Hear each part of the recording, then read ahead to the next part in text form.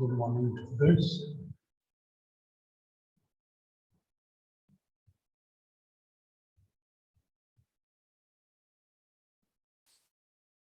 आज हम लोग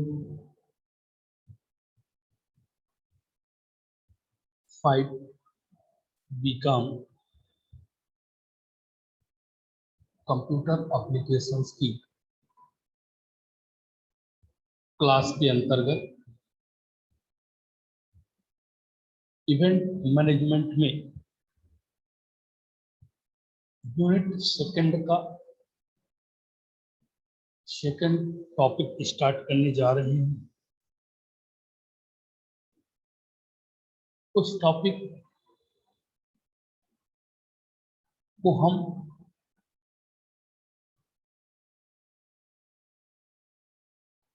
general details of an event के नाम से जानते हैं।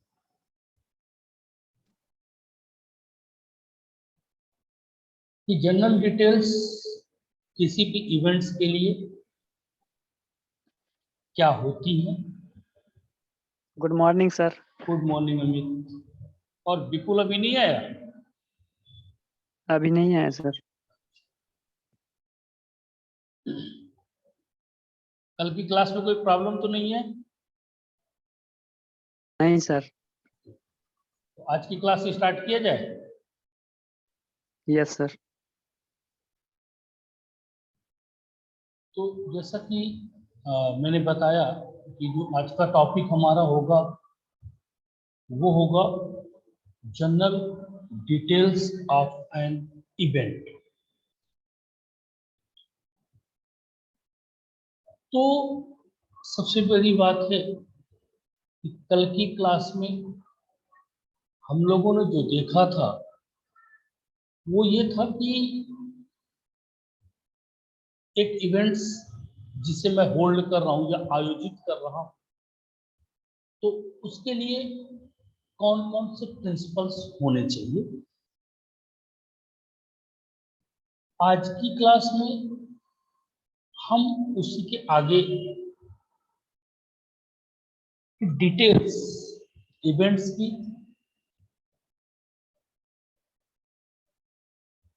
जो बेसिक ये जनरल डिटेल्स हैं वो कौन कौन हो सकती है उन पे हम डिस्कशन करने जा रहे हैं। General details on of an events मतलब किसी इवेंट्स की जनरल डिटेल्स क्या क्या हो सकती हैं उसके बारे में आज हम लोग चर्चा करेंगे।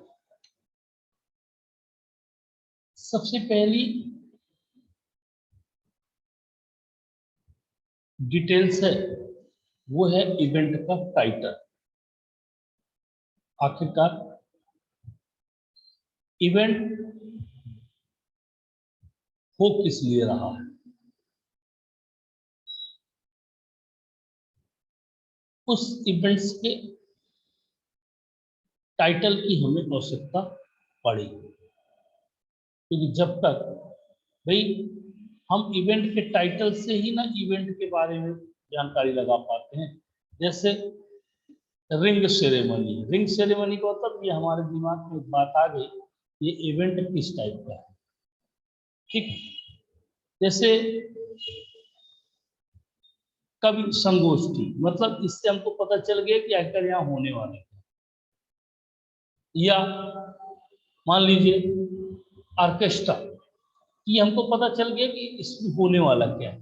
तो इस तरह से इवेंट्स टाइटल सबसे जो जनरल डिटेल्स है वो है event title.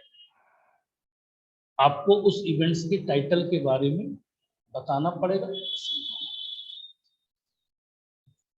Dates and duration अब महत्वपूर्ण होता है कि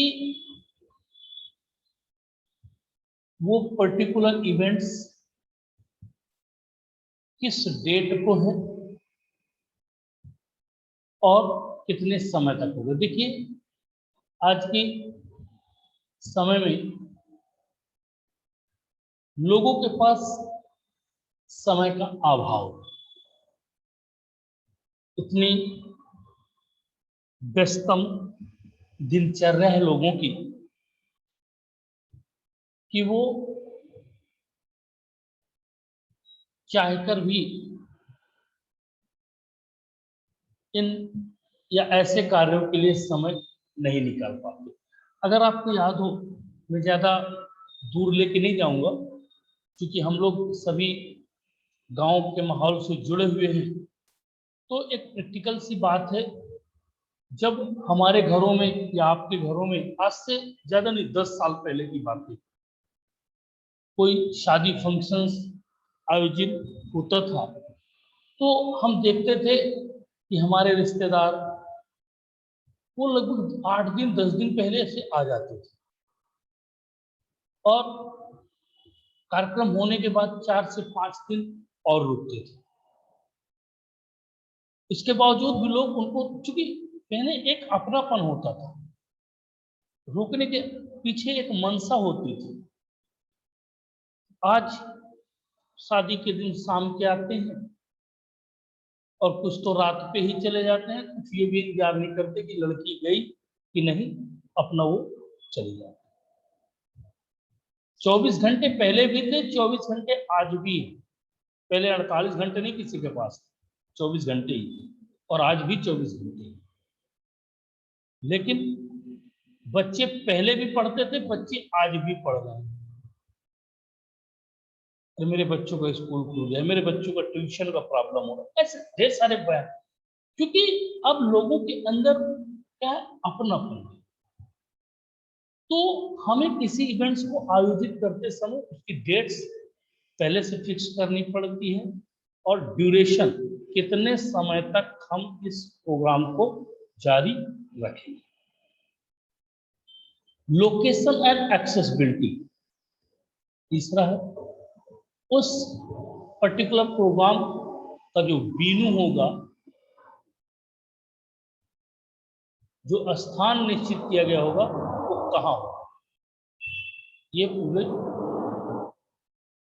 लोकेशन और उसकी एक्सेसिबिलिटी, कैसे वहां उसको वहां जाया जा सकता है, कैसे वहां आया जा सकता है, इसके लिए वो उस जगह तक जाकर आ सकता है। बेसिकली जब भी हम किसी वेन्यू अथवा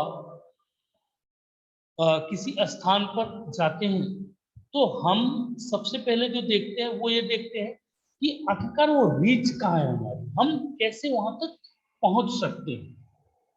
तो हम ऐसे वेन्यू या ऐसे प्लेस का चुनाव करते हैं, सेलेक्ट करते हैं जहां पर हमारी पहुंच आसानी से हो सके। नेक्स्ट है एम्स ऑब्जेक्टिव। एम्स ऑब्जेक्टिव का मतलब क्या होता है, आखिरकार उस आयोजन का उद्देश्य क्या है। जिस इवेंट्स को आप करना चाह रहे हैं उस इवेंट्स का उद्देश्य क्या है, उस इवेंट्स के आयोजन करने के पीछे की जो भूमिका है वो क्या है, आपका एम क्या है, आप करना क्या चाहते हैं, आप लोगों को बताना क्या चाहते हैं। ये अगर पहले से आप निर्धारित नहीं करेंगे, आप नहीं बताएंगे तो लोगों को कैसे पता चलेगा। तो हमें क्या करना पड़ता है, हमें उनके उद्देश्य मीन्स उस पर्टिकुलर आयोजन या उस पर्टिकुलर प्रोग्राम के उद्देश्य क्या होंगे, उन उद्देश्य को हम लोग बताना चाहते हैं, बताते हैं। नेक्स्ट है पर्पज एंड ऑडियंस। सबसे महत्वपूर्ण कौन होता है, वक्ता या श्रोता। डेफिनेटली विदाउट ऑडियंस आप किसी भी आयोजन अथवा प्रोग्राम को सफलतापूर्वक नहीं रन कर सकते। क्यों? क्योंकि हमें ऑडियंस के बारे में, ऑडियंस के लिए वो प्रोग्राम्स करने पड़ते हैं जिसका हमको एक उद्देश्य होना चाहिए। अब बच्चों की कोई पार्टी है या बच्चों का कोई आयोजन है, और वहां पर आप रामचरितमानस का पाठ कराएंगे तो बच्चे क्या उसको समझ पाएंगे या बच्चे उस पे उसको मैनेज कर पाएंगे? नेवर, कभी नहीं। तो हमें उस ऑडियंस का पर्पज भी देखना है जिस ऑडियंस के लिए हम उस पर्टिकुलर प्रोग्राम का आयोजन कर रहे हैं। नेक्स्ट है टाइम टेबल अथवा रनिंग सीट टाइमलाइंस। क्या होता है, हम किसी भी इवेंट्स की डेडलाइन तो सेट कर दिए कि ड्यूरेशन 3 घंटे का होगा, लेकिन आज की इतनी भागदौड़ की जिंदगी है कि हमारे पास 3 घंटे का कहाँ टाइम है। हम तो किसी की शादी और ब्याह में जाते भी हैं, किसी मैरिज पार्टी में जाते भी हैं, तो पहली बात तो मजबूरी में जाते हैं और दूसरी बात हमारा सिर्फ एक कंसंट्रेशन होता है कि भोजन मिले और निकल लो यहाँ से। क्यों? क्योंकि हमारे पास टाइम ही नहीं है ना। अरे कब बारात आएगी, कब जयमाल होगा, क्या होगा, हम क्यों उसका वेट करें? हमें थोड़ी ना कुछ मिलना, जिसको मिलना है वो अपना वेट करेगा ना। ये सोच आ गई है। तो हमें टाइम टेबल के आधार से कि कौन सा प्रोग्राम कब, जैसे जब कोई एनुअल फंक्शंस वगैरह होते हैं तो आप देखते होंगे एनुअल फंक्शन सब होता है 1.5 घंटे का। पहले 5 मिनट में क्या होगा, फिर अगले 5 मिनट में क्या होगा, फिर अगले 7 मिनट में क्या होगा, ये पर्टिकुलर प्रोग्राम कितने मिनट, ये पूरी एक रनिंग सीट होती है जो वहां पे हमारे वक्ताओं को या हमारे जो श्रोता होते हैं उन्हें पहले से हम प्रोवाइड कर देते हैं ताकि वो उस समय पर उस पर्टिकुलर प्रोग्राम्स के लिए अवेलेबल हो सके। नेक्स्ट है की स्टेक होल्डर्स, मतलब सबसे महत्वपूर्ण चीज है आपके साझेदार। कोई भी इवेंट्स आयोजित किया जाता है तो आप अकेले नहीं कर सकते। क्यों? अब यहाँ साझेदार से, स्टेक होल्डर से मतलब किसका? स्टेक होल्डर से मतलब है आपका कैटर्स। अगर आपने कैटरिंग का काम रखा है तो वो भी आपका एक साझेदार है। आप डेकोरेशन वाले को रखा है, वो भी आपका एक साझेदार है। आपने डीजे या ऑर्केस्ट्रा पार्टी आपने बुलाई है, वो भी आपका एक स्टेक होल्डर्स है। ठीक है, मीन्स ये छोटे छोटे लेकिन बड़े महत्वपूर्ण लोग होते हैं। किसी एक प्रोग्राम की वजह से आपका बना बनाया पूरा इवेंट्स क्या हो सकता है, फेल हो सकता है। लाइट डेकोरेशंस, ठीक है, आपका सिक्योरिटी इंचार्ज, आपका इलेक्ट्रिसिटी इंचार्ज, ठीक है, ये सारे लोग बड़े महत्वपूर्ण होते हैं। तो आपके जो की स्टॉक होल्डर, की का इसलिए मैंने पहले लगाया कि मतलब महत्वपूर्ण, ये सारे के सारे महत्वपूर्ण लोग होते हैं। सबसे अगर आप देखें तो जो बंदा आपका गेट पे खड़ा है वो भी आपका महत्वपूर्ण है, क्योंकि वही तो वहां से लोगों को एंट्री दे रहा है ना, वही तो पास चेक कर। अभी वो मान लो 10 लोगों को एक्स्ट्रा अंदर ला दे तो आपको पूरा बैलेंस बिगाड़ के रख देंगे। ठीक है, जो आदमी आपके ट्रांसपोर्ट को देख रहा है, जो आदमी आपकी पार्किंग एरिया को देख रहा है, वो भी आपके लिए महत्वपूर्ण है। क्योंकि जो आपके गेस्ट आए हैं तो उनका आपके प्रोग्राम से ज्यादा ध्यान है कि हमारे 4 व्हीलर में कोई टक्कर तो नहीं मार रहा है, ठीक है, हमारी गाड़ी तो नहीं चोरी हो जाएगी। तो ये महत्वपूर्ण साझेदार से ये भी बड़े महत्वपूर्ण होते हैं। नेक्स्ट है कॉन्ट्रैक्टर्स, जिनसे आपने कॉन्ट्रैक्ट कर रखा है। मतलब कॉन्ट्रैक्टर्स का मतलब क्या होता है? जिन लोगों से आप काम करने के लिए पहले से एडवांस दे रखा है और उनसे कॉन्ट्रैक्ट कर रखा है कि हमें ये कार्य आप इस समय पर करेंगे, तो उनको भी हमारे लिए वो भी महत्वपूर्ण होती है। नेक्स्ट, प्रोविजन ऑफ फूड, भोजन का जो प्रावधान है, तो भोजन का प्रावधान तो है, लेकिन हम उस फूड को किस तरह से अपने डेलीगेट्स, जो हमारे अतिथि हैं, मेहमान हैं, जो गेस्ट हैं, उन तक कैसे पहुंचाना है, उसका भी एक अपना एक तरीका होगा कि कब लोग आएंगे, पहले हम क्या देंगे, फिर इसके बाद क्या आएगा, खाने का कैसा रहेगा, बफे रहेगा या सीधे अपन बैठा। प्लीज ओवरऑल सिनेरियो ये कि हम जो हमारा नाश्ता है, भोजन है, उसका प्रबंधन जो हम करते हैं, उस प्रबंधन का जो प्रोविजंस होगा उसे कैसे हैंडल किया जा सकता है। नेक्स्ट है इंश्योरेंस। सबसे महत्वपूर्ण बात होती है किसी भी इवेंट के आयोजन में, यदि प्राकृतिक आपदा आ जाती है। प्राकृतिक आपदा ना वो मेरे हाथ में ना वो आपके हाथ में। प्राकृतिक आपदा का मतलब होता है अचानक से तूफान आ गया, सब चीजें उड़ गई, तो उसके लिए आप जिम्मेदार है।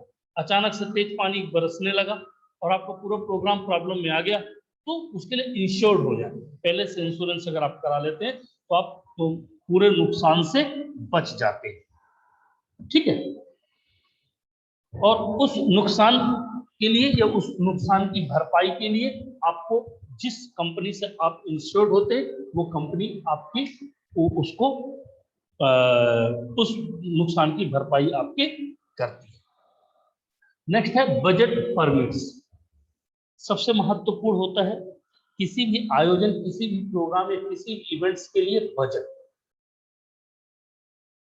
अगर आपका बजट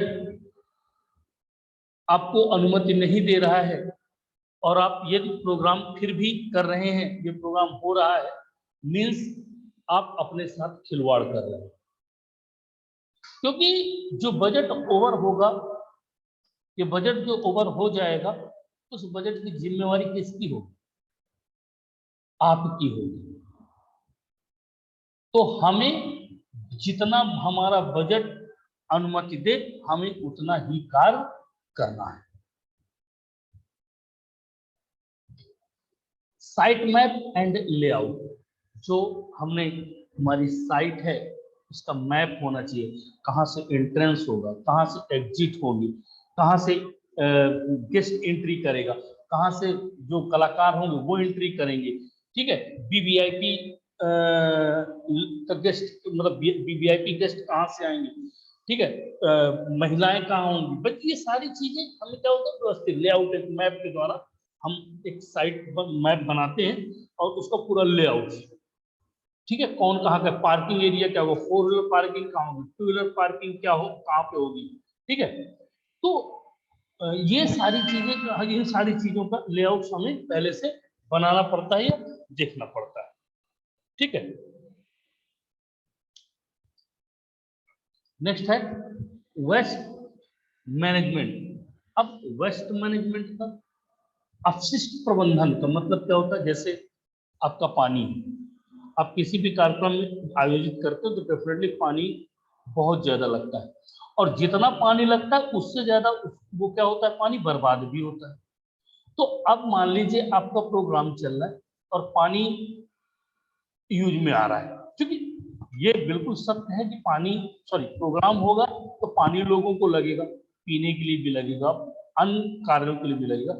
अब जरा सोचो, इमेजिन करो कि आप बड़ा टापो टाप का प्रोग्राम बना के रखा है, डेकोरेशन है, लाइट्स है, सब कुछ है, और पता चला थोड़ी देर में मंच के नीचे से पानी बहना शुरू कर दिया, क्या होगा?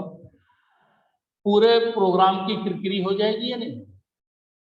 तो हमें उस देखिए, पानी तो आप रोक नहीं सकते ना, तो उस पानी को कहाँ जाना चाहिए उसका प्रबंधन आपके पास होना चाहिए। टॉयलेट्स, अब मंच के सामने तो टॉयलेट्स हो नहीं सकते, अब किसी को टॉयलेट जाना है तो उसके लिए सुव्यवस्थित रास्ता होना चाहिए, नहीं कि वो मंच से चढ़ के जाएगा। तो वो जहां पे बैठा है वहां से उसके आने और जाने, ठीक है, और सुव्यवस्थित तरीके से वहां तक पहुंचने के लिए क्या होना चाहिए? उचित वे प्रोवाइड कर देना चाहिए। फर्स्ट एड बॉक्स, किसी को चोट लग गई वो भी सुगमता, सुव्यवस्थित पूर्वक, सरलता पूर्वक रखा होना चाहिए जहां पर हम आसानी से पहुंच सके। ठीक है, तो ये बेस्ट मैनेजमेंट है। नेक्स्ट है science at the power.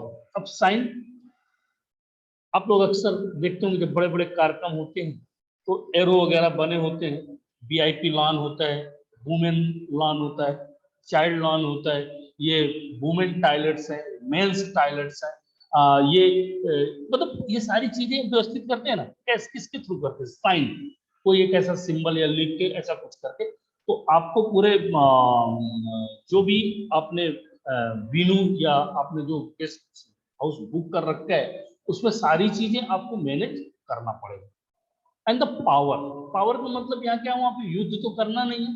Power just like a control, जिस भी पर्सन को, अब मान सपोज दैट कैटरिंग वाला है, अब कैटरिंग वाले को कोई भी चीज यूज करना हो, दौड़ते दौड़ते आपको ढूंढ, भैया मुझे ये करना है, मैं कर लूं। अरे वो कितनी बार दौड़ के आपके पास आए।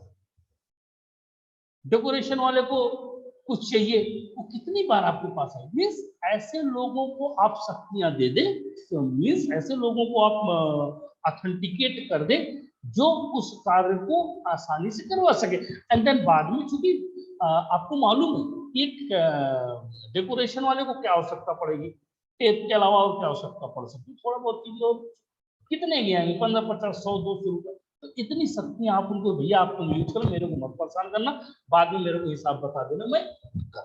ठीक है। नेक्स्ट है transport, parking and pedestrian management. अब ट्रांसपोर्ट मैंने पहले बताया कि सबसे जो बड़ी महत्वपूर्ण चीज है वो है ट्रांसपोर्ट। आपको आपके रुकी हुई जगह से गेस्ट हाउस या आपके वेन्यू तक ले जाने के लिए एक प्रबंधन जो है वो क्या, ट्रांसपोर्टेशन आपका क्या।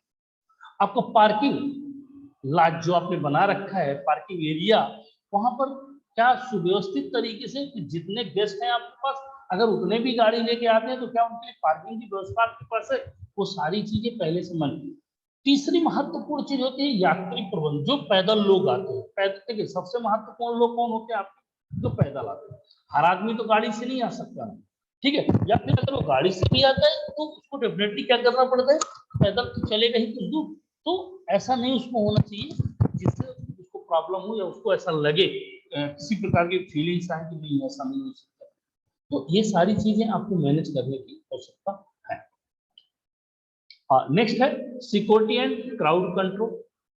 सिक्योरिटी का मतलब होता है जो लोग, सुरक्षा में आपके लोग हैं। भाई आपने किसी इवेंट्स का आयोजन किया और पता चला हुल्लड़पन शुरू हो गया, तो वो आयोजन आपका सफल होने की बजाय फेल हो जाए। तो आपको उस आयोजन को सफल बनाना है तो आपको सुरक्षा देना पड़ेगा। और सबसे महत्वपूर्ण है क्राउड को कंट्रोल करना, भीड़। भाई जो भीड़ है, अगर आप भीड़ को कंट्रोल नहीं कर सकते हैं तो डेफिनेटली आपके द्वारा आयोजन किए जाने वाला जो भी इवेंट्स है वो फेल हो जाए। तो हमें सिक्योरिटी के साथ साथ क्राउड को कंट्रोल करना भी आना चाहिए। ठीक है, तो ओके, आज के लिए इतना ही काफी है। नेक्स्ट क्लास जो भी होगी उसमें एक नए कॉन्सेप्ट के साथ आएंगे। अमित, हेलो। सर। हाँ, कोई प्रॉब्लम? Yes sir. नहीं सर। ओके, ठीक नहीं है, सर। तो नेक्स्ट क्लास में एक नए टॉपिक के साथ आएंगे। Thank you.